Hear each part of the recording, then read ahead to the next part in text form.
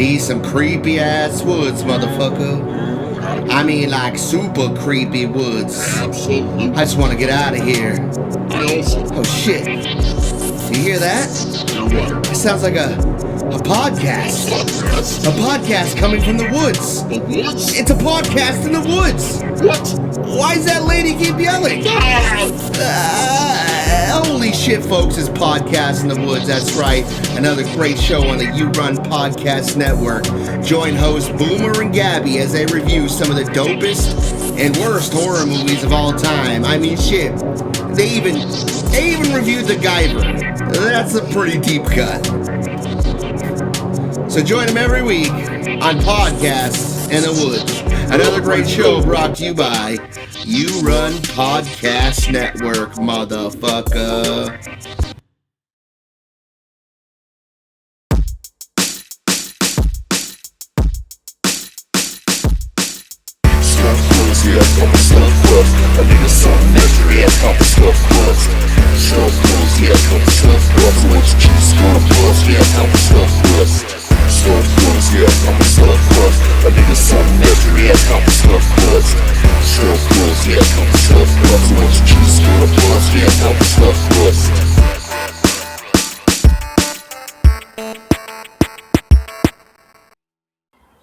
What up, everybody? Welcome to You Gonna Eat That Crust Podcast, Stuffed Crust Edition. I'm your host with the most on the ones and twos. You know they call me Shed Dancing. You know they call me Swill Murray. I'm Ryan Wilson. And with me tonight, the sweatpants overlord himself, follically challenged. Ladies and gentlemen, you know him, you love him, you want to be him, you want to be inside him. Greg. How's it going? I feel like I could be on an island on this one tonight. We'll see. Ladies and gentlemen, Outback Survivor, Queen of the Koalas. It's motherfucking Kate from Down Under. Oi, Kate, what is good? Oi, hello there. I'm good. Good. How are you guys? She said the thing. G'day. Said the other thing. Oh my god, so exciting. Hello. And Thanks for cut. having me. Hi. All right. Well, here we are again. Hopefully my computer holds up and we have a great time. Greg, let's get right into it. What are we doing tonight? So tonight we are reviewing a movie, and this movie is Send Help. And just to let you guys know, there will be spoilers. Spoilers. This movie is directed by Sam Raimi, starring Rachel McAdams as Linda Little, Dylan O'Brien as Bradley Peterson, and Bruce Campbell also makes little cameos as pictures of Bradley's dad. Does he? Oh, I He never does. noticed that. Shit. Fuck. So, an overworked analyst and her arrogant Nepo baby boss survive a plane crash near Thailand and must cooperate to survive on a remote jungle island while their workplace power dynamic collapses around them. Ooh. And you know we're doing the acronym thing. That's what we do here at the Crust. Not all the time, but a lot of the time. You know, it's fun. And we're going to start with S because that's the first letter in Send Help. And speak on this movie. Yeah, I don't have any samples today, so I have Ryan. Sam samples. I can probably throw a few in if you want. Here we go. So the S is speak on this movie and 3 positives. And we'll start with our guest. Kate, what's a positive? Speak on it. Do you want me to go all 3 of my positives, or No, we'll go back. We'll go back and we'll forth. go back and forth? Okay. Yep. My first one is that I like how she didn't let that dipshit drag her out of the plane. She stuck a fork in his hand and said, fuck you, and pulled the window shade down and just looked after number 1. That was pretty good. I like that. Yeah. Yeah. Wild plane crash. Yeah, she seems like the helping type, but those guys definitely would not have returned the favor if the tables were turned. So, yeah, survival kicked in and she looked after herself. I love how he's like hanging under. He's like, "Give me your seat." It's like, "Yeah, okay, I'm gonna get. Yeah, why don't I do that?" Like, yeah, I'll just die for you because you're so nice to me. Yeah, exactly. Ryan, Me? What is one of your positives? Right, Ryan. Yeah. All right. Look, first off, I want to just go on and say I hate the show Survivor, mainly because the local news app that I have, so I can watch the local news, has this commercial for it's like being in Boston with Boston Rob, and it's just the worst fucking show, and like his personality is everything I hate about New England. He's like, welcome to Beantown Time with Boston Rob. I'm Boston Rob. You gotta have Boston baked beans if you're gonna be in Boston. And it's like, he's like, today I'm gonna go try trampoline yoga. I don't know much about it, but I'm gonna go do it. Boston Rob here. And it just fills me with anger. But I love this movie. And I love that empowered Rachel McAdams like a motherfucker. And I want to, my first positive, sorry to go off there, had to say it though. Preach. Boston Rob rant. It's all good. Boston Rob. Yeah, survival Boston Rob. I love that this is not like any other Sam Raimi movies that have come out, but you still see all the Sam Raimi classics, in the movie. Over the top gore. You even get like the 30-second monster zombie scene. Like, yeah, it's still a fucking Sam Raimi movie, even though it's not a Sam Raimi movie. You feel? Yeah, you still get the projectile vomiting on somebody's face. Multiple. My kid came in to talk to me while that scene was on. He's like, Dad, what are you watching? Sorry, buddy, just hold on. Yeah, it was great. And you had the boar that was just like unnecessarily violent. Like it had like snot coming out of its fucking nose and blood just pustering into her. It was gorgeous, and it was everything I love about a Sam Raimi movie. It was gorgeous. Hey, come on now. I've got a boar story for you off mic too. It's way too gross to tell on mic, but I'll just remind me later. I'll tell you.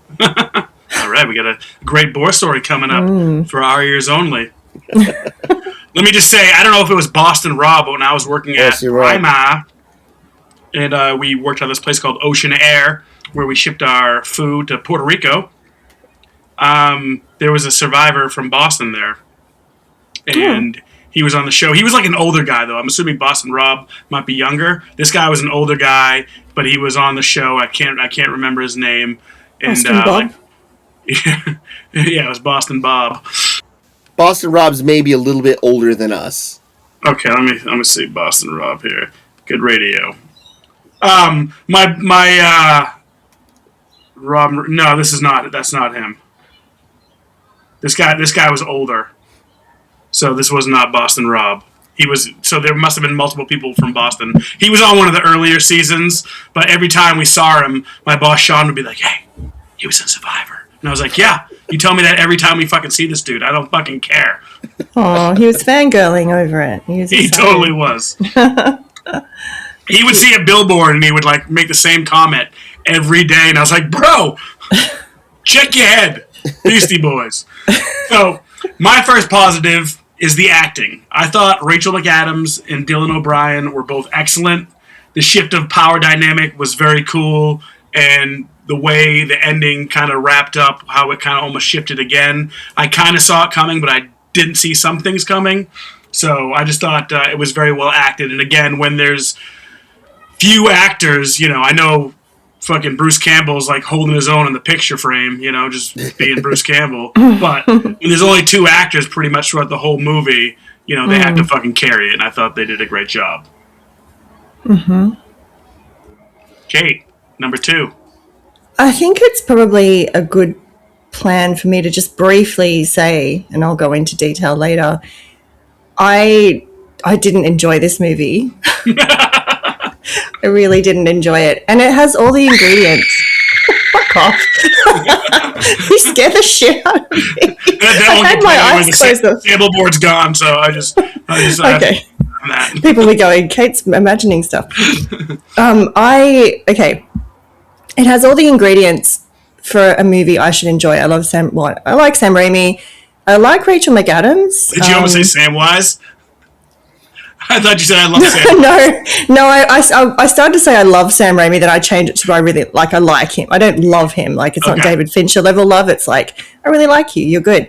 So Rachel McAdams, I really enjoy her. I think she's very talented. She's very lovely, and so there's no reason for me to have not enjoyed it, but I just didn't. And I'll explain why. So anyway, the thing is, I'm not going to say it's a bad movie. I don't think it's fair. Just because I don't enjoy something, I don't say, oh, this movie was shit, because I hate it when people equate their opinion of something to whether something is good or not. That really irritates me. So I'm going to say I don't think it's a bad movie necessarily. It's just not something I enjoyed. So I struggled a little, but I always find positives in even movies I don't enjoy. I can usually find something that I can admire or find positivity in. So the next one I have is the scene where she gave him CPR whilst violently vomiting in his face. That's hilarious. That was really, like, I genuinely laughed during that scene because it was just so dumb. But also, you know, if you're really sick and you've got to try and look after someone, that probably would happen, and you just got to roll with the punches and keep going and just cover them, I suppose. But yeah, that made me laugh. So it was the split Diopla, wasn't it?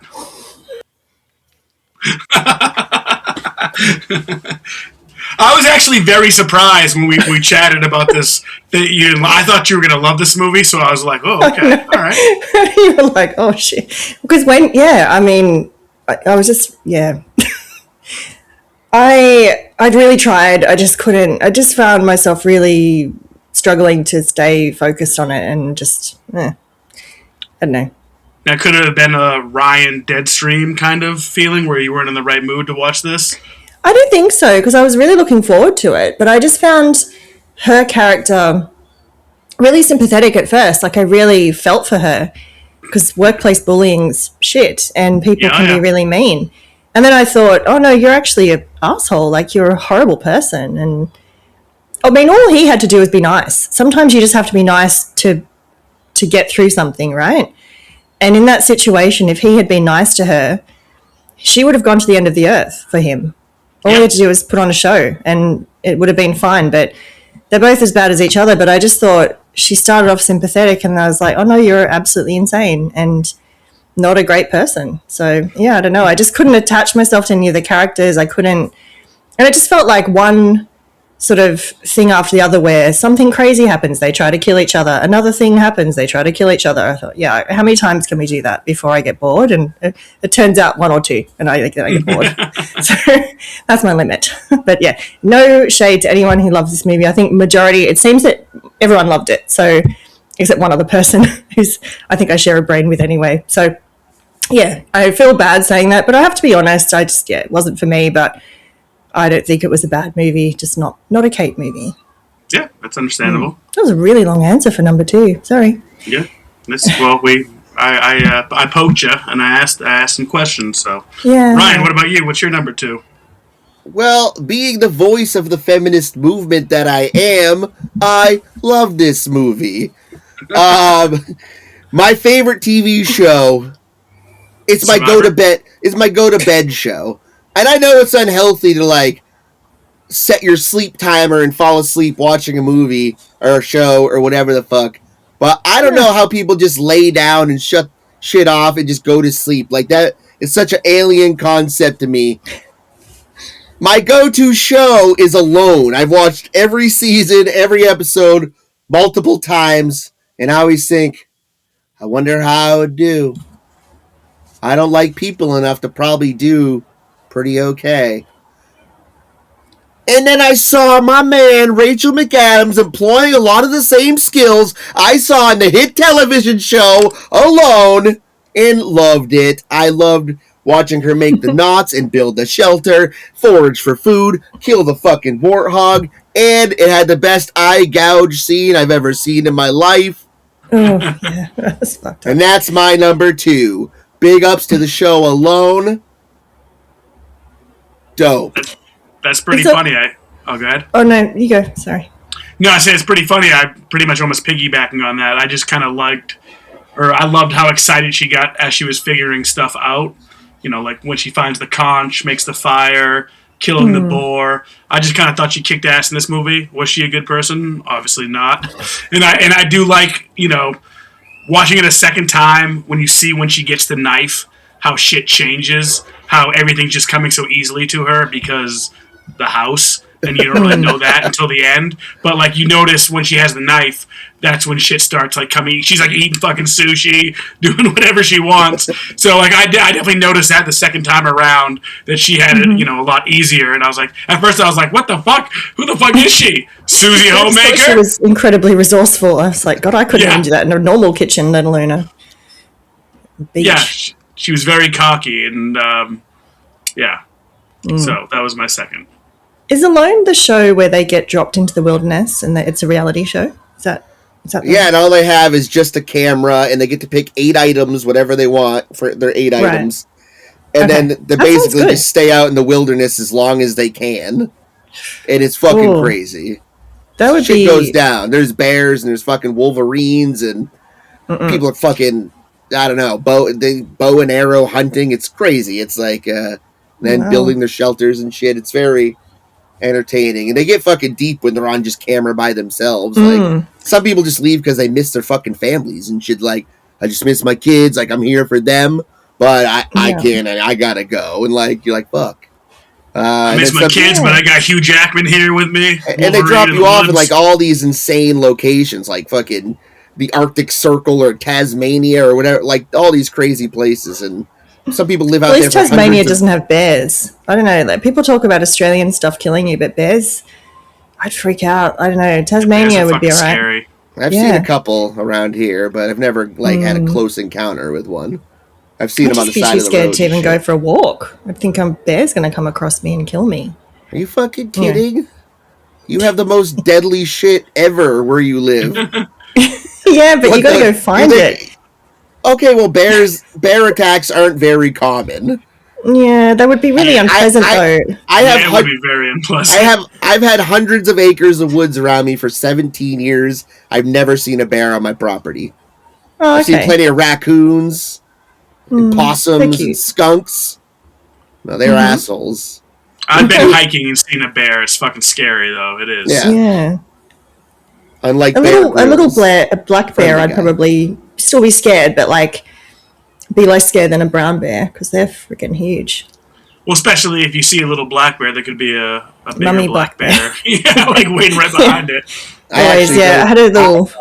I don't see bears in terms of color, so whatever. I had a little baby snake in my house once, and I was like, "Where's Mum? Is Mum around?" Yeah. Actually, I found it shedded. I think it shed its skin. But anyway, that was a segue. You're being Sorry. Embarrassed.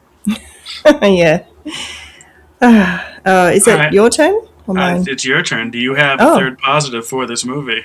I do, but it's a personal one. So, like I said, I had to kind of be creative, but I did find a few things. The bridge that she's driving across at the very end, I used to live at the end of that bridge, in the street at the end of that bridge. So it's Patterson Road in Coalcliff. If you look up Patterson Road in Coalcliff, you'll see my street. And off it is that bridge. It's called the Seacliff Bridge. It's used in a lot of commercials. It used to get closed a lot for... I don't think she's actually driving there. That's definitely CGI. So I won't say which number I lived at, but that was the street I lived in. And my little family lived there until my dad got sick, actually, and then I got a place down closer. So moved down here to be closer to him. And, it was nice. It was just a little, like, the Leonardo DiCaprio thing, because that was my home for a while. I used to walk across that regularly. Patrick used to ride his little go-kart across it, not on the actual road, on the footpath. There's a walking track next to it. It's very safe and enclosed. Beautiful part of the world, and it was nice to see a little piece of my home in the movie, even though it was very brief and at the very end. And it was still on my license, actually, that address. So it's less than 10 years ago, because my license still has the Patterson Road address, and my change of address is on the back on a sticker. So, yeah. Anyway, That's pretty sweet. Yeah, so that was the positive. It made me happy, made me smile. Ryan, what's your last positive? What made you smile and happy? Oh, well, I took the negative that Kate had, and it's my positive because I like how I felt sympathetic for Rachel McCharacter character in the first 45 fucking minutes. Rachel McCharacter. She's like a Happy Meal McCharacter. Rachel I'll take a large Rachel McCharacter, please. That's adorable, Ryan. I love that. I'm going to call her that from now on, actually, Rachel McCharacter. It's great. So I like how I felt sympathetic for her for the whole first 45 minutes of the movie. I like how there was no bullshit, like they just set it up real quick, like, oh, there's our survivalist books. Oh, everyone that she knows is a piece of shit. Oh, she's a good guy. Oh, she just killed that chick. And I like movies that make me feel like I'm feeling one way through the whole movie, and I'm like, oh, what a fuck. And that's what I enjoyed about it. I like the last minute switch there, and I would have liked to see the demise of the boyfriend / other survivor, but I guess we'll leave that up to imagination. I can't remember what happened to him at the end. I'd actually kind of tuned out at that point. She used his nose like a golf ball. Yeah. Golf club to the face, and then it transitions to her hitting the golf. So we don't know what happened to him. Oh, yeah, okay, now I remember that now. Sorry, yeah. Yep. Maybe I should watch it again. I think so. I think you should. Oh, fuck. All right, I'll watch it again. Okay, I'll do it. I'll do it for you. I'm doing the Leonardo DiCaprio right now. So, my third, Ryan, you're like Greg minds think alike. I'm like jumping off on your points. Perfect. It was the pacing for me. I loved how it basically introduces the characters very quickly. You know he's a piece of shit. You know she's sympathetic. She's she's very cringy. Whether it be the tuna on her face or her like, oh, my go-to karaoke is fucking Handlebars by the Flowbots. It was cringy to watch. Yeah. Like, I remember Michelle was like, wow, this chick is so fucking cringy right now. I was like, no, that's kind of how they're setting it up that way. But I like how, these guys are pieces of shit, taking credit for her work. It was very quick, and then boom, we're off to the races, plane crash, and then they're fucking stranded on the island. I honestly never really got bored during this movie. Like, I thought it was hilarious. The gore was excellent, and again, like, I did like the twist, even though it does paint her as more of a villain at the end. I liked how the dynamics flipped, and then they flipped again. It almost flipped it back and forth. In a way, I was kind of hoping, like, wow, I wish they would just fall in love and run off in the maze somewhere and be okay. Or at least fake it till you make it. One of the two, yeah. Exactly. I do love when, like, he poisoned her, and all of a sudden he, like, bursts out of the woods with his raft. He's like, ah, fuck you! And he's like, so, and then instantly you see his plan, like, just fall apart, like, the fucking waves come crashing back. You're like, dude, you're fucked. Like, when I was watching I knew by watching Castaway that he wasn't going anywhere in his fucking makeshift raft. Because Tom Hanks, with an H, he really crafted his raft. Gotta craft the raft. Or don't craft the raft. Don't craft the raft. So we're moving on to E.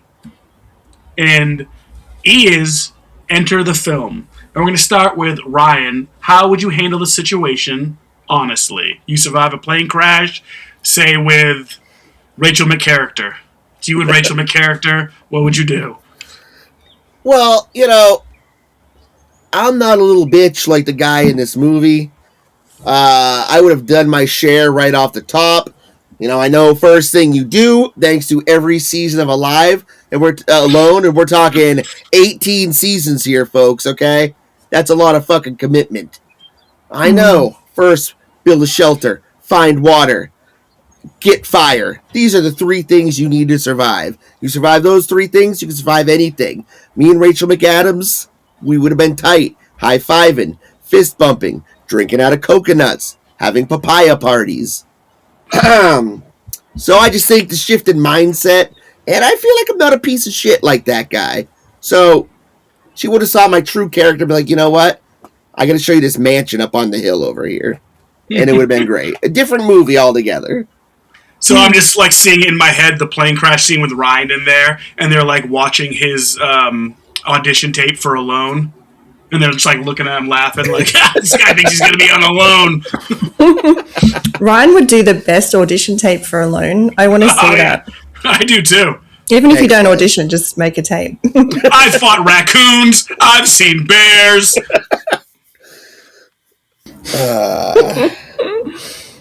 Kate, how would you handle this situation? Okay, I made a few notes on this one because I had to really, think about that. I don't want to be ever in this situation.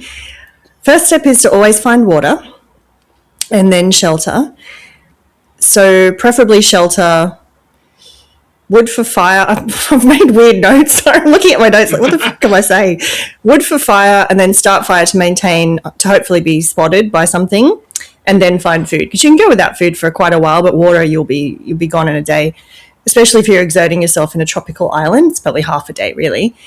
I would find a weapon just in case, and if I had a shitty coworker, I wouldn't antagonize them. But I would be like, you don't like me, I don't like you, let's just survive, and then we can go back to hating each other.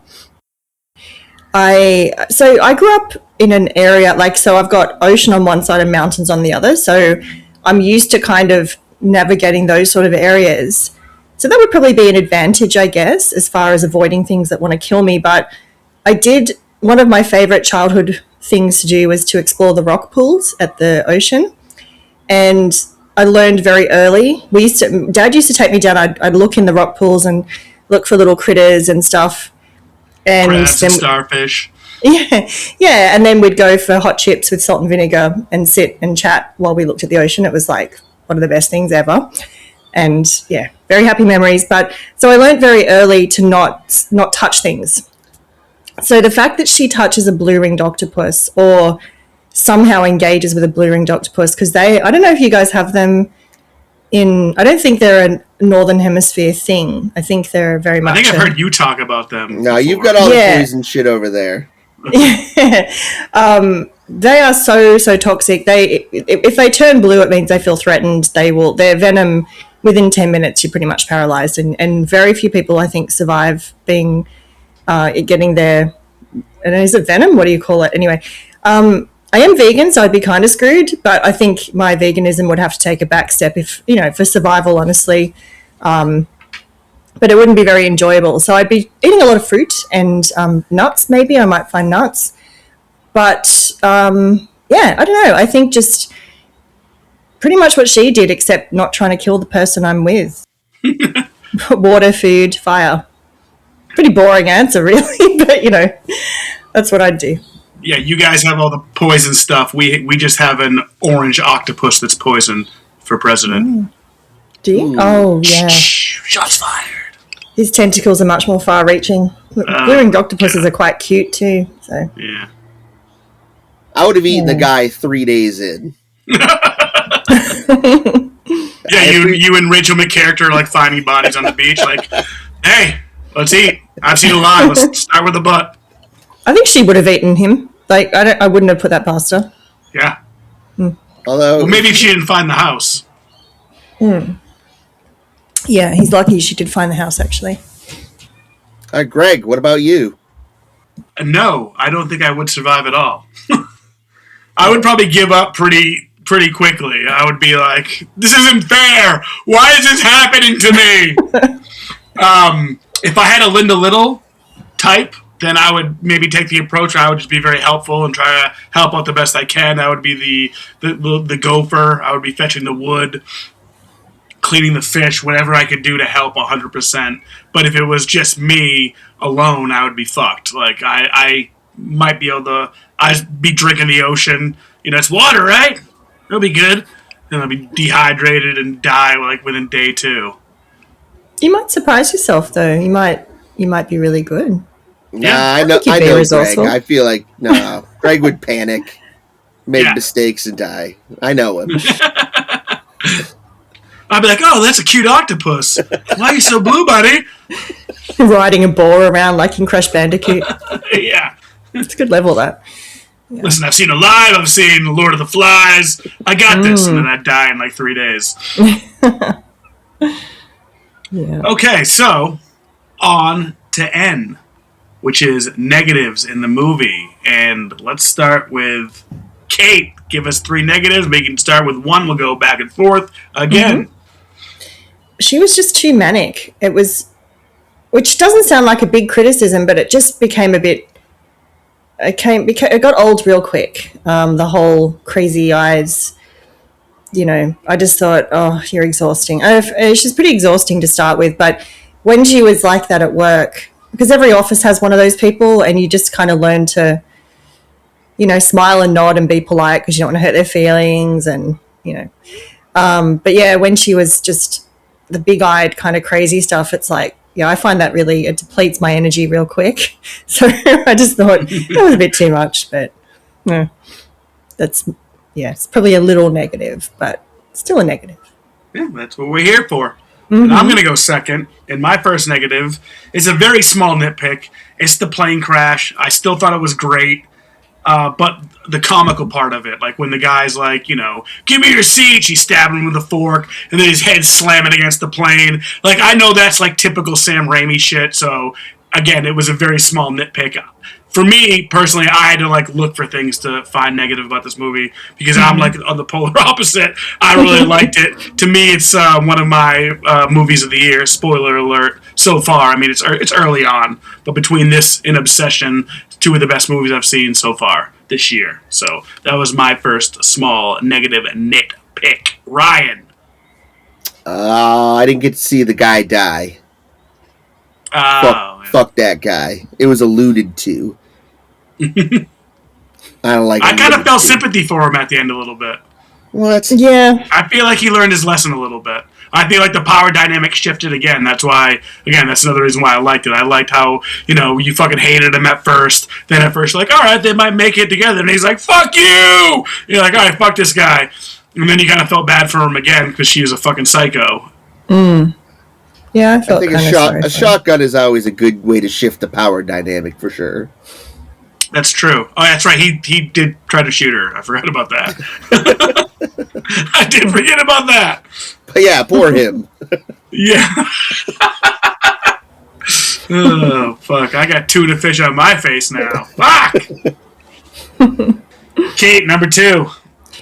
I've just realised I've actually already mentioned it, but just the way that it didn't feel like there was a cohesive story, it just felt like a series of little vignettes of the same kind of thing or series of events happening but in different ways, and then back to another one. And yeah, I just got bored, especially that middle part. Like the start was kind of intriguing and I liked her character and felt for her, and then the end was, a nice little slice of home, but the middle was just just kind of repeated itself a bit. And yeah. So what you're saying is you need to watch it again. Yes, I do. When I finish the Kylie documentary, I'll watch it again. That's my priority. Right after Breaking Bad. Oh, God, yeah. Yep. Oh, you know what? I actually did go to watch a few episodes in the night, and the streaming service, it was kept coming up with an error, so I ended up watching some more From. Oh, nice. Yeah, it's good. I'm enjoying that. But yeah, I couldn't get it. So I did try, and I'll try again. I swear to God, I'll get there. I'm just going to binge it. I do like a lot of From, but it is kind of, there is a real cheesiness to it as well. But I do enjoy it. Oh, the Ryan, last episode was so good.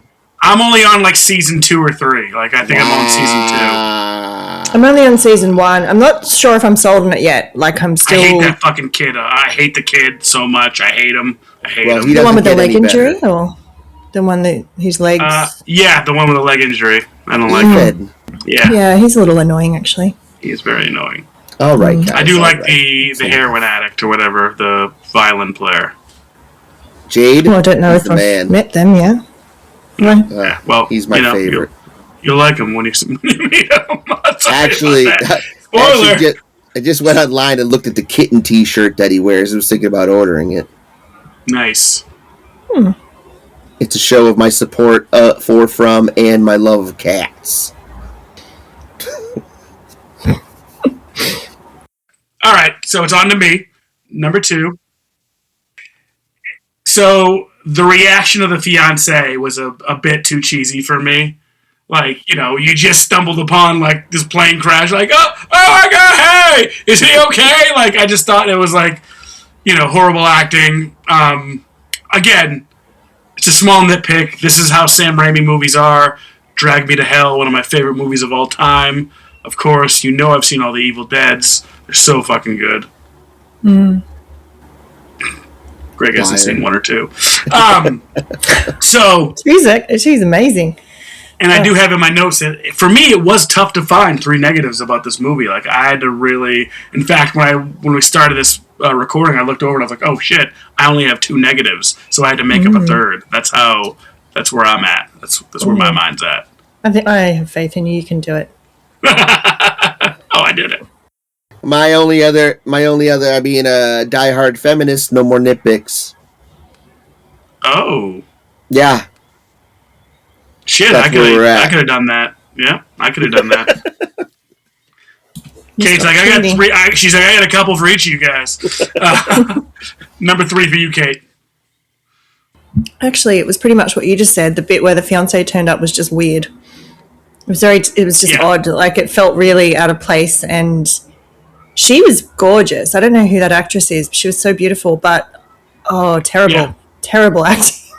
I mean, I'm not an actor. I'd be worse, but she really took me out of it because at least the other 2 are really good actors, Yeah. And when someone's not at their level, which is probably hard to be at, and maybe she was meant to be one of those like kind of ditzy or, over enthusiastic in everything she says, but that and the scene where she, was on the cliff, and God, that made me jump. The bit where Rachel McAdams, or was it Linda, where she fell and he saved her.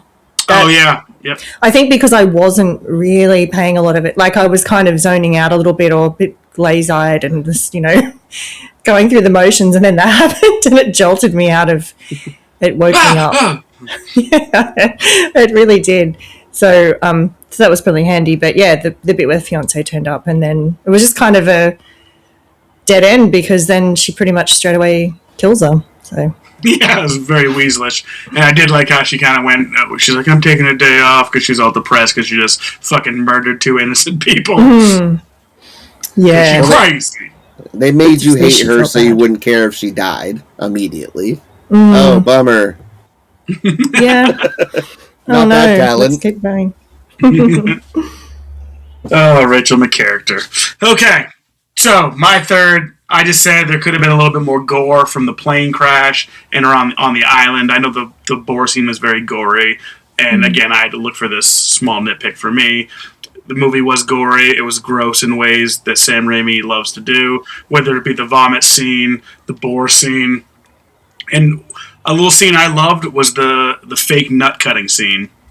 I thought that scene was awesome when she fucking poisoned him and he couldn't fucking move. And she's like, because you think she's fucking cutting his nuts off for real. Like, oh, we got a bleeder here. And then she's like, next time it won't be a rat. You piece of shit. Yeah, that was pretty. There was this movie that came out in, I don't know, the 2000s called Hard Candy with Ellen Page. And they did something similar where they like iced the guy's area and pretended to cut it off. So I was like, is it a little homage? I don't know. But it happened. Yeah. We're on to D. Drop in a fictional character or another actor. A little nod to our boy, Justin, the king of Pennsylvania himself. Pop culture reflections. Why we love slice of pop culture. Our boy, our homie. We'll let Ryan go first. What do you got? Obviously, it's Tom Hanks from Outcast. The name of the movie? Castaway. Is it where's Big Boy and Andre 3000? They're not friends anymore. At least you'd have music on there. Yeah. Tom Hanks in Castaway obviously is the correct answer. Yeah. He would have brought that big coconut energy. If Andre 3000 there to be just fucking playing the flute the whole time, like, all right, listen, why don't you rap to me, buddy? I want to hear your rap. I don't need your flute album. You need to shut up for an hour. I need a break. Yeah. Linda Little would have killed Andre 3000 like 5 minutes. Enough. All right, before we let our guests go, I'm going to go because Greg minds think alike. I chose a Tom Hanks character. I didn't choose Castaway Tom Hanks. If you say Forrest Gump, I chose Forrest Gump as a third on the island. Just imagine Forrest Gump on the island. He would be, he might not be a smart man, but he does know what love is. He could catch some prawns. Yeah, I feel like he would be pretty handy. Like he's rugged. He would just be a drone and just listen to whatever they wanted to. And this is including Bradley Preston and Rachel McCharacter and Forrest Gump. All the three of them together. Like what he would like, when when Preston tried to run off in the raft, like Forrest Gump would just be punching him in the face. I just think, I think he would adapt very quickly to the scene, and he might not be a smart man, but he does know what survival is. And he can run pretty fast. Yes, and he'd be like, I need to get back to Jenny. Mm-hmm. He'd be sending bottles out to Jenny. Yeah. Sorry, Justin. I stole your category and fucking really threw it in your face right there with some Forrest Gump. Kate, save the category. Well, it's a Tom Hanks trifecta. Oh, because, shit. well, kind of. It's one of Philadelphia? Fuck no. God, I wouldn't do that to that character. The poor guy's got enough on his plate. I went, well, it's actually not Tom Hanks. It's a friend of his. And I went with Wilson the volleyball from Castaway. Nice. Yeah, we give Rachel McCharacter someone to talk to, and he would just listen the whole time. And she could just focus on him, and the other guy could, have some peace. It's true. It's all she ever wanted anyway, was to be listened to. That's right. She just wanted to be appreciated for her hard work. Mm-hmm. And it does suck when a coworker lets you do all the work and then they try and take the credit. That doesn't, I don't like that. But she just wanted to be part of the group. She just wanted to be included. And Wilson's a very attentive audience. Absolutely. Yeah. He knows when to be quiet and when to say things. And he floats as well. I don't know if that's a skill I don't know why that's useful, but he can.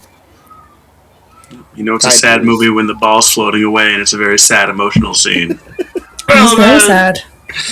He lost his friend. Yeah, so we're on to help. And the first letter in help is H. And how do you rate this plane crash? Now, not everybody might have seen all these movies, but we got Castaway, we got The Edge, we got Overlord, Alive, and Send Help. I'm going to go first. I think this holds up to all the plane crashes I mentioned, but I would rank it third. I would go Overlord number 1, which is the opening scene of Overlord. It's very intense, very crazy plane crash scene. A lot of fucking guns. It's like plane crash during war, and they survive. It's crazy. Number 2, Castaway. I thought that was an awesome plane crash. Very believable. Tom Hanks, whether it's him, Forrest Gump, Wilson, he's going to survive this. We know that. Number 3, I got Send Help. Number 4, I went with Alive. One of the best survival stories of all time. An amazing book. An amazing movie. I love this story. It's probably the coolest survival story I've ever heard in my life. And that's Alive. And then 5 is The Edge, which is also an awesome plane crash scene where all the birds fly through the window and cause the plane crash. And, of course, Anthony Hopkins and Alec Baldwin, shoot each other. It's pronounced Lure. Oh, actually, the guy from in The Edge gets torn apart by a bear, like a rag doll. It's fucking bears brutal. Ain't real. Yeah, that's right. That's a good movie. It is. Lure. Yeah. Ryan, what you got? Lure.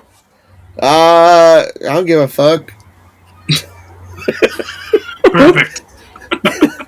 The only one that really happened was the one in Alive, and nothing says based on a true story like Ethan Hawke playing a Uruguayan soccer player.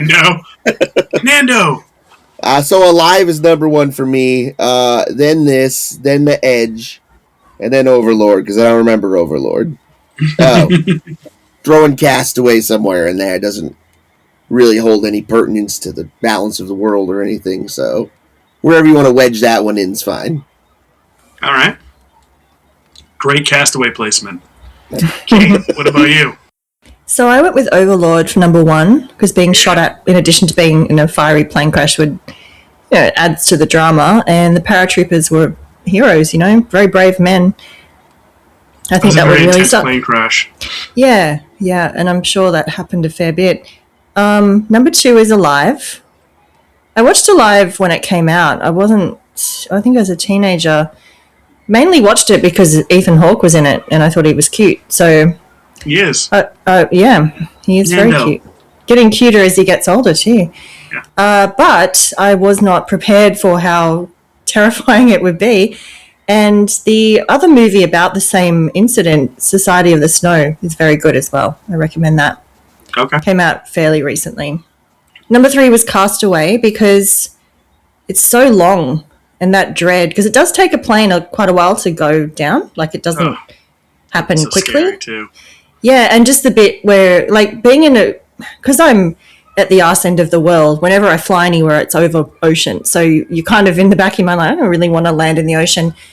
You're probably not going to survive it, but I think it would be horrible to land in water and have the plane fill up with water. Like that keeps me up at night. Where he's got the raft and it gets stuck and you can just see the plane descending to the ocean floor. It's like, it's one of the worst visuals. It gives me nightmares.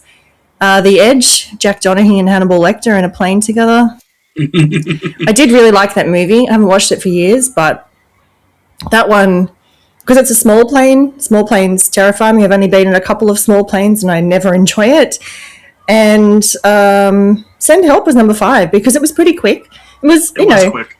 She was strapped in and she just had to kind of get herself out of the seat and swim out. And I'm sure it wasn't fun for her, but I think as far as the other ones, it's probably one of the less traumatizing plane crashes that you could watch. So, yeah. Yeah, it's crazy too when a plane crashes and if you get out in a raft or just like swimming and like the plane's going down and probably pulling you under with it, which would be fucking terrifying. And then of course sharks and all that fun stuff. Yeah, the shark factor really is the big waves, the sharks, and the propeller going still. If that's still going, it's going to suck you in. And you got to get away from that plane before it goes down because it's going to take you with it. Absolutely, kind of like the Titanic did. Yes. Yes. Okay, so we're going for E, and that is ending reaction. Did you see it coming? Did it blow your mind, man? Or did you think it was dumb? Let's start with me. And I kind of saw it coming a little bit. Like I said, I knew the power dynamic was going to be flipped. I didn't expect the house or the final result. Like I thought they were going to at least kind of patch things up. But then obviously when the fiance was killed, that was out the door. But still, I thought they were going to be like, all right, I'll be cool, and then try to shoot her. Of course, again, forgot about that shotgun. Not a great guy, but I did really like the transition of the scenes from the golf club to like her actually playing golf, and then she's like, she's saved, she's rescued, and she's like the fucking hero of the world on Time magazine, Rolling Stone magazine. I don't know if they make magazines anymore, but she was on the cover of something. Being a golfer. That's how I felt about it. Ryan, what did you think about the ending? What was your ending reaction? Dope. No, I mean, I liked it. I mean, I didn't see it coming right off the bat. I kind of thought there was something hinky going on, which is like, when she talked about the poison berries on the X, I was like, that kind of seems like a little bit like, you know what I'm saying? Like, that flicked my detective senses on a little bit. But I didn't see that there being a fucking whole house on the other side of the island. That kind of like, I was like, oh shit. But yeah, the multiple flipping dynamics. I mean, I knew right from when she poisoned him. I was like, oh, it's on now. Like, no, there's no going back to civilized after that. She gave him the cold shoulder. Scare him with power, and that's like, well, we can't really be tight anymore. Not mean. So you work for me, Linda. Yeah, I think that power dynamic shifts the minute you crash onto an island. Yeah. Absolutely. I would lose all my power. I'd be like, Forrest, help me! Kate, what is your ending reaction? I thought it was kind of dumb. I didn't expect the house. That was a bit of a surprise. It did make sense. A lot of the stuff, like you said, in hindsight, once you saw the house. Yep. They could have just lived in that house and chilled out until the owner came back and got rescued. Like, Yeah. why would you want to stay? Anyway, I thought the fight was, kind of ridiculous. We did almost get another puddle death. If you know, you know. I thought, oh no, don't do that. That's not a good way to go out. And yeah, I don't know. It was kind of, I didn't see it coming, but it didn't blow my mind either. Like, I just was like, oh, okay, well, that's interesting. And, bridge, that was my kind of thing of the ending. I don't know, it was kind of disjointed too. Did we ever see her into golf at any point? Or was it just because he played golf in his office? Yeah, I think that was the case. Or they were that was it? Okay. Doing the transition with the golf club, I guess. Right. I thought I must have missed something. I was like, was she a golfer before? And, oh, okay, she's just sort of replaced him in a way. She's taken his hobby. Yes, exactly. Okay. Well, Gotcha. maybe when she beat him to death with a golf club, she's like, hey, I have a knack for this. Yeah, maybe she wanted to relive the moment and she just took it up Every as a hobby. hit she does, she's reliving the moment. Yeah. Close your eyes and pretend it's his head. Yeah, it is a little wacky that she wouldn't want to be discovered and get the fuck out of there. Like, yeah, cool, you're surviving on your own, but like, Yeah, like, you've had your fun, you've had your survival moment. Now go home and survive. Because she has a pet bird. Is she not worried about who's looking after the bird? Yeah, right? I mean, I assume she got someone to look after it. She clearly loved it, but yeah. Maybe she got him one of those big, dope seed bells, and she's like, you eat that till I get back. And he's just like, Yeah. I'm going to eat true. that bell. Yeah, shit, somebody's with the bird, like, here, pretty bird. Okay, pretty bird. It's like the Dumb and Dumber scene. No birds were harmed during the making of this podcast. Actually, shit. Now that I just said that, a fucking cardinal flew into my truck today. Oh. It sucked. I was so devastated. And I was going down the road, and I was like, you know what? When I come back this way, I'm like, I better not see that bird on the ground still. Like, it better be gone. And when I came back, it was gone. Greg? Oh, good. It probably did just fly off and die in the woods, but I hope I also have bird-related news. not. Oh, no. Oh. So when you open the back door at my work, it's a straight shot down into the basement. Somebody opened the back door, a bird flew past the back kitchen, down into the basement, and flew into a fridge. Oh, shit. And the dishwasher wrapped him up in a little towel, brought him up, and released him back outside. My boss just like, I fucking love this place. He's like, why wouldn't a bird be flying into the basement? Like, why would we have a live bird in the restaurant? Oh, I'm glad your dishwasher did that. It's like my cockatoo thing last week. Birds, Our man, dishwasher saved your cause cockatoo? drama. Yeah, I felt like I should have like pulled over and saved that bird. And when I was down the road, I was like, well, it's too late now. Sometimes they just get a bit of a shock and they lie there for a while and then they take off. You got to check. Like when we found the dead cockatoo, I was like, because Patrick picked it up and was like, God, they're really heavy because they are quite a big bird. And it was very flop. It was clearly dead, but I was like, let's just wait. When we let its mate say goodbye to it, and we waited and sort of stood back. And I was like, because we put it in a bag wrapped in the towel, and I said to Patrick, if I'm driving and that fucking thing wakes up, like I'm gonna crash into something. So just be ready for this bird to kind of maybe come to life. It didn't. It was very sadly very dead, but yeah, they sometimes get a bit like shock. You guys didn't give it bird CPR? No, it was way too late What for the that. fuck is wrong with you guys? You got to give it bird CPR. I went to school. Charlie Day was here. He would be, preaching bird law. Bird law, yeah. I mean, Patrick has had to save quite a few birds. I think he probably would have tried, but yeah, it was sadly very gone by. I think it was relatively newly passed, but it was definitely dead. Yeah, sad. Yeah, this thing just hit the side of my window. Like I tried to avoid it, and it like just flew right into me. Yeah, it's very startling when they do. Exactly. And it was red, so it was a cardinal. I was like, holy shit! Oh. Anyway, we're to get off bird death and bird law, we're on to L, which is a love letter to acting. Rate the performances of Rachel McCharacter, and Bradley Noel, a.k.a. Dylan O'Brien as Bradley Preston. And we'll let Kate go first. Oh, they were both fine. I mean, I really like Rachel McAdams. I love her in Mean Girls. Who's Rachel McAdams? Isn't that the actress's name? I thought it was Rachel McCharacter. Oh, fuck. I thought, shit, am I thinking it's someone? I'm sorry. God, don't you love it when a joke totally goes over my head? I know I'm short, but fuck, that was just like a bird. Yeah, jeez. Sorry. I really like Rachel McCharacter. I think she's very good. I haven't seen The Notebook. It's not my vibe, but love Mean Girls. I think she's fantastic in that. Great movie. Yeah, they were both fine. I gave them a 5 out of 8. Maybe she's a little higher because I just didn't think he did anything too,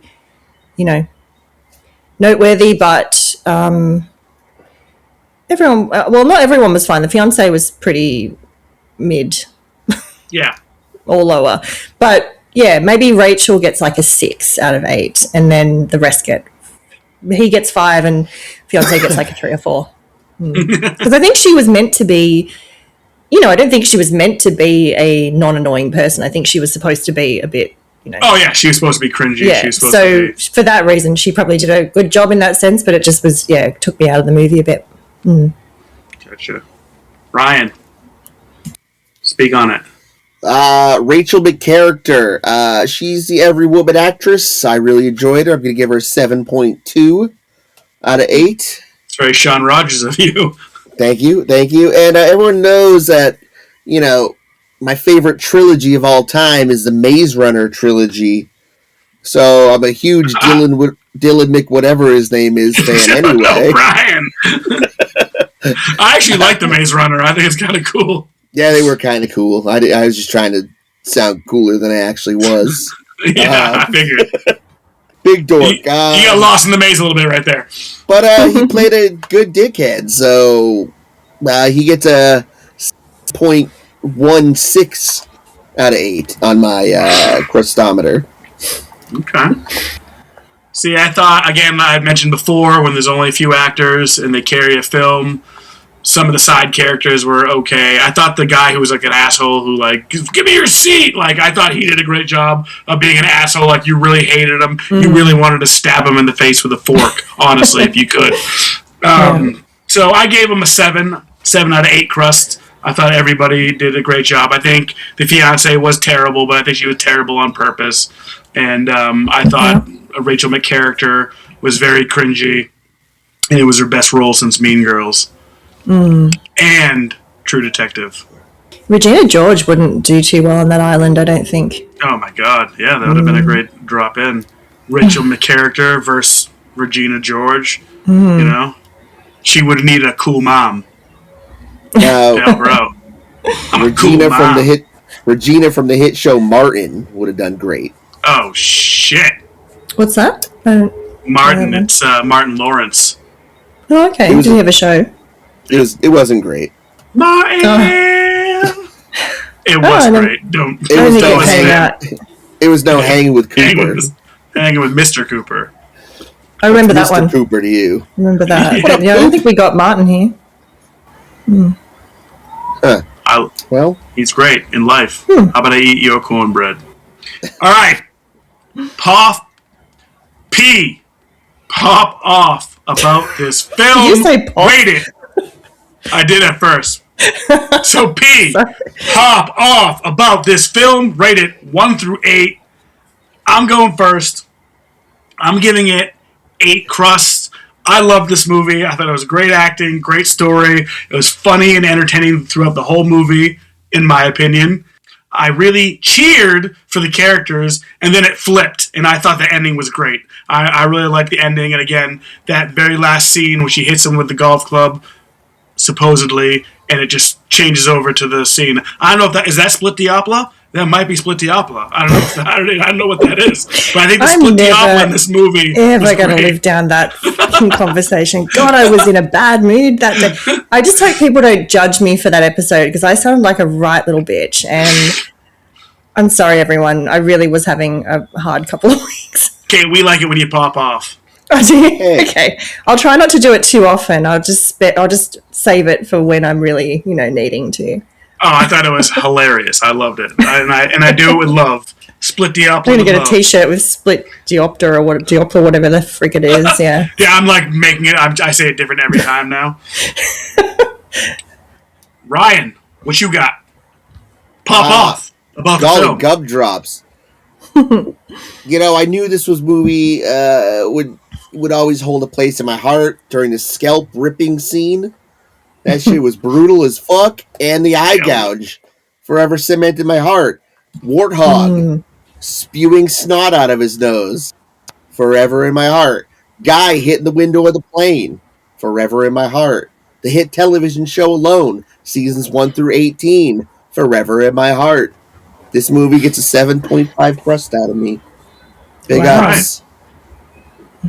All right, and for lastly, the one we've been waiting for, we need to hear Kate pop off about this film rated 1 through 8.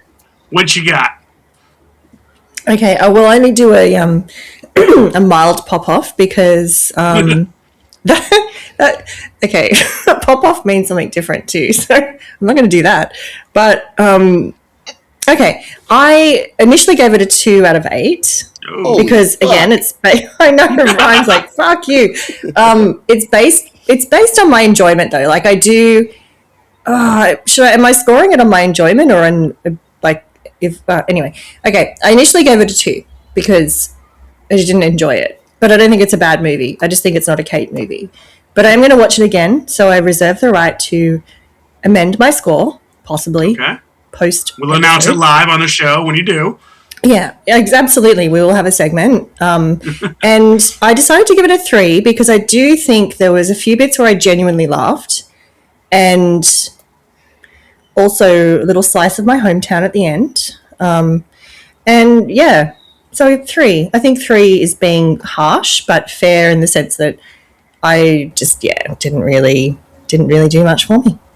I mean, again, it's not everybody loves... I love Hook. I love Forrest Gump. Not everybody feels that way about those masterpieces of movies. I mean, we don't know anyone that doesn't like it, but yeah, I'm sure there's someone out there. Yeah. Justin's walking home from his cousin's house right now because I said that. But before we wrap up and talk about what's coming up next for the shows that we do, we got a little bit of listener feedback. First off, Michelle, my girl, gives it a 6 out of 8. She really enjoyed it. Didn't say much about it other than 6 out of 8. Scott from You Run Podcast, the Don. Hip, hip. YouRunPodcast.com. Check it out. This guy, Scott, he's amazing. He's a legend. He didn't play by the rules, all right? He gave it a 3 out of 5.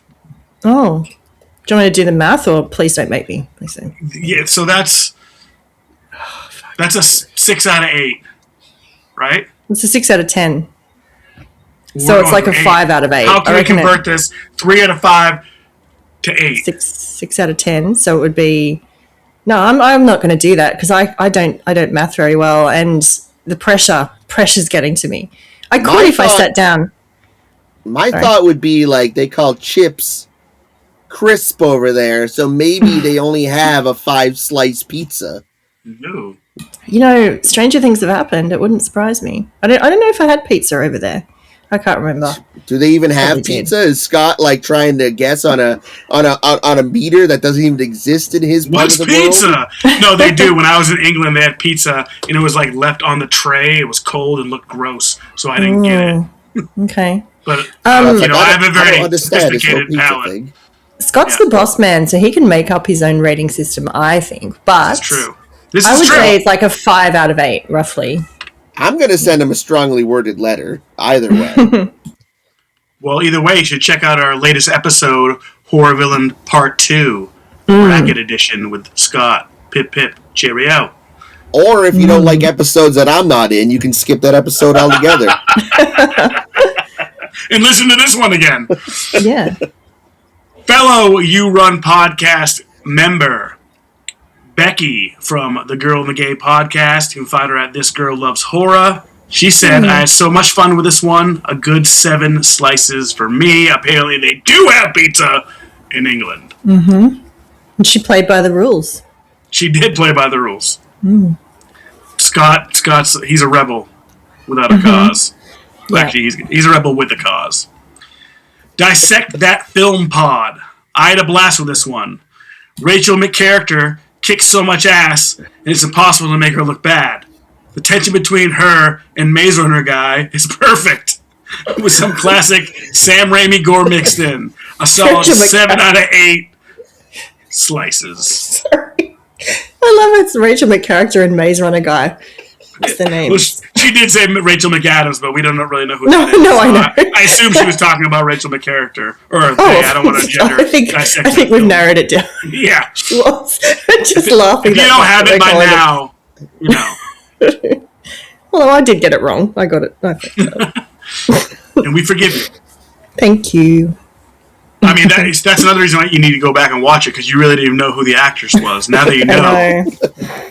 I was so switched on in this viewing. Sorry, I will watch it again. So, randomly, Eric, this is where I had that Ralph Wiggum moment where, my heart broke, because he wrote, it's a 2 out of 8 for me. There was just something about this movie that I couldn't stand. Bad CGI from Raimi should be a capital crime. I felt every minute of this runtime.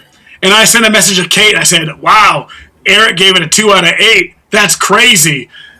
And then she sent me back the monkey turning around looking at you, and then that's when I had my Ralph Wiggum she didn't choose this movie. This is why I think me and Eric share a brain, because I was like, thank God someone else agreed. Randomly, Eric I was going to be on my own. He reads great books. He's reading Red Rising, and he's reading Joe Abercrombie, so I approve. I don't approve of that score, but hey, He does read great books, and he's a great guy. Yeah. So I have one more, then Kate has a few. Last but not least for me, you've heard him on the show. We've been on his show. Kate and I just did Alien 3 with him. I'm talking about Newman, not movies for minutes, not movies for seconds, not movies for hours. I'm talking about movies for days. He gave it a 7 out of 8. The sweet Sam Raimi magic combining slapstick comedy with splatter gore gives us a twisted blend of Misery meets Castaway with a goofy gross-out factor we haven't seen since Drag Me to Hell, which is another 8 out of 8 crust for me. I know I like that guy for a reason. Kate. All right. Go, baby. Okay, first one was from Dewey Podmonster. I think it was John. And he said, haven't seen it yet, but it's Sam Raimi, so it's at least a 6 out of 8. So he's reviewing prior to purchasing. So I think Sean watched it, and I know Sean was positive about it. Okay. Oh, nice.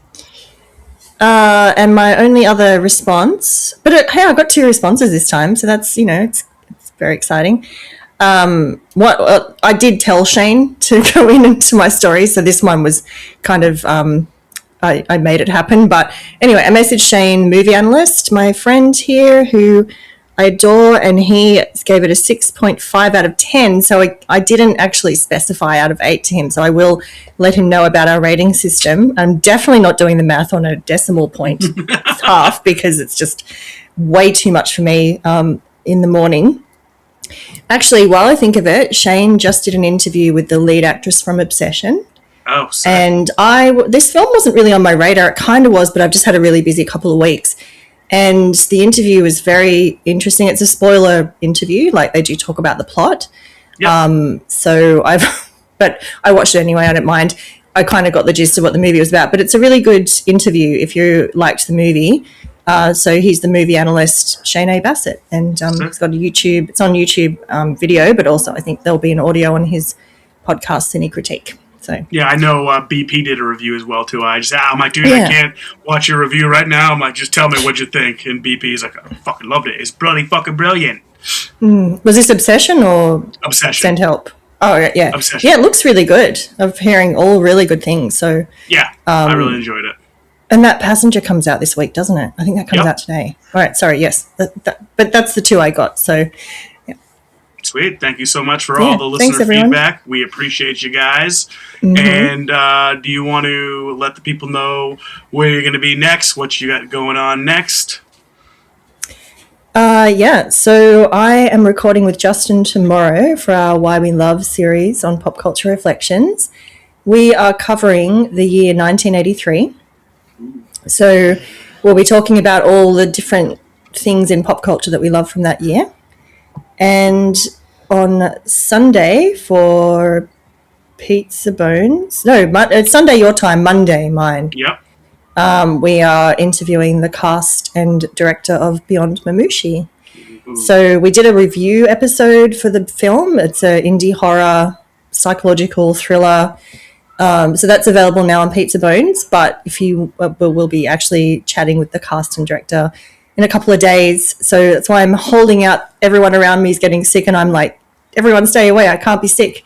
So I'm going to bubble girl myself and stay away because I don't want to miss it. Even though it is 5:30 in the morning for me. Sorry? I'm very nervous about this interview because, Ryan, we made fun of the way this guy looked kind of a little bit. We call them like Vincent D'Onofrio and John Fetterman, the congressman from Pennsylvania who's horrible looking. And the guy responded to our episode. He's like, great review. But thankfully I did jump in with I actually think he's handsome. He's got a rugged handsome. He's got like a rugby player handsomeness. Yeah, he kind of looks like Michael Chiklis.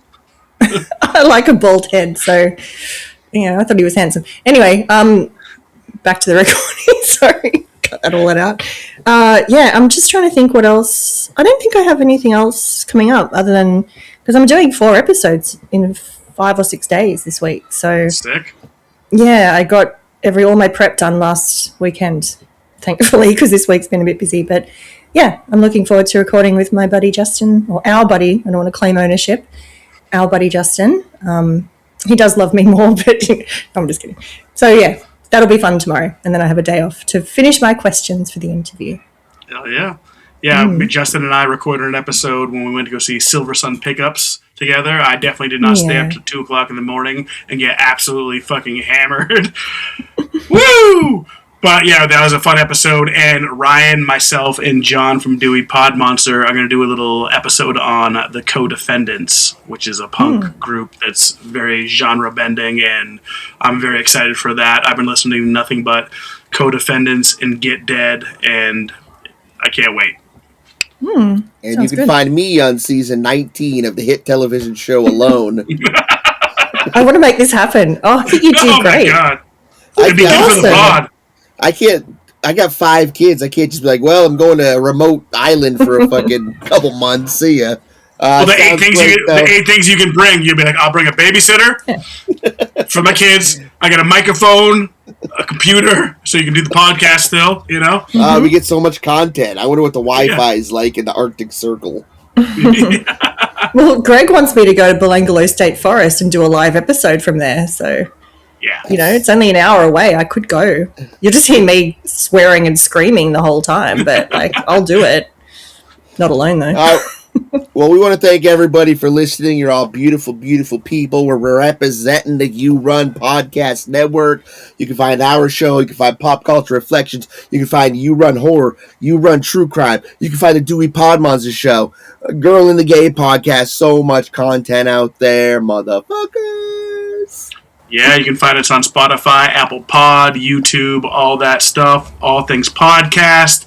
We represent the You Run Podcast. Check it out. Check out all the awesome shows. Give them all 5 stars. Follow, a listen, and a review. And if you want to join our Patreon for just as low as $1, you can get episodes just like this one, or just like this one, a week early. And send help.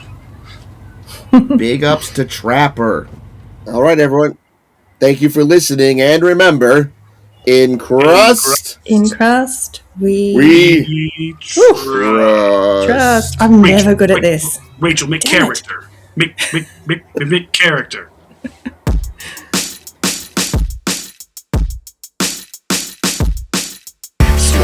crust, yeah, I'm a stuff crust. I need a certain measure, yeah, I'm a stuff crust. Stuff crust, yeah, I'm a stuff crust. So what you choose, gonna bust, yeah, I'm a stuff crust. Stuff crust, yeah, I'm a stuff crust.